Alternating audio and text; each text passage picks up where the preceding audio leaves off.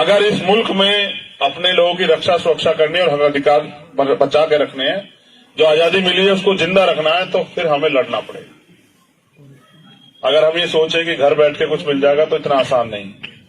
एक तरफ कल हमने गणतंत्र दिवस मनाया 26 जनवरी, जिस दिन इस देश में संविधान लागू और हमें आजादी मिली, अवसर मिले, अवसर की समानता आई कि मुल्क के हर पद पे हम लोग जा सकते हैं। हर ऐसा कोई काम नहीं देश के जिस किसी भी कोने में जाके हम जो लोग नहीं कर सकते। लेकिन आज इस देश में जो सत्ताधारी लोग हैं उन्होंने ऐसा माहौल बना दिया है। उत्तर प्रदेश में तो एक डबल इंजन की सरकार ने कि यहां जाति धर्म देख के कार्रवाई होती, यहां सरनेम से जो है अपराध तय होता और सजा मिलती। और इस अन्याय को हमसे बेहतर कौन वो करेगा जिन्होंने सहा।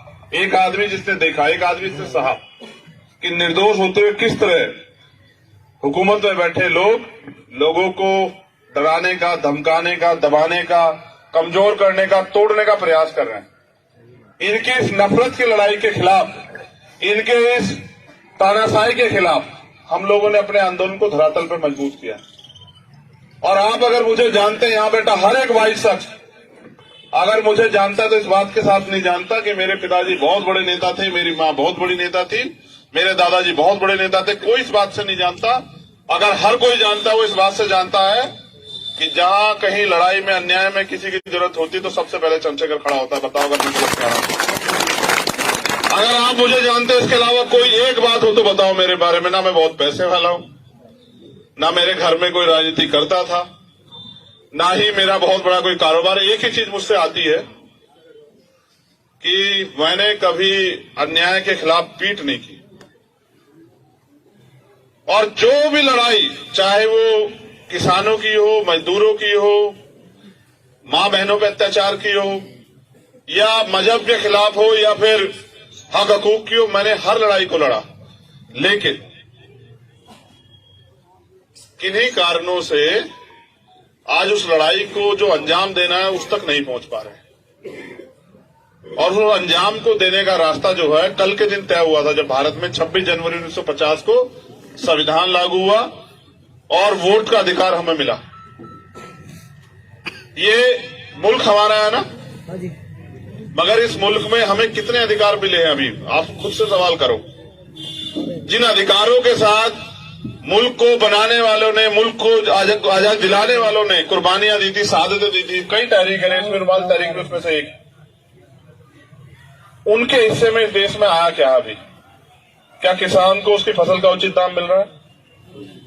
क्या यहां धार्मिक रूप से आप अपने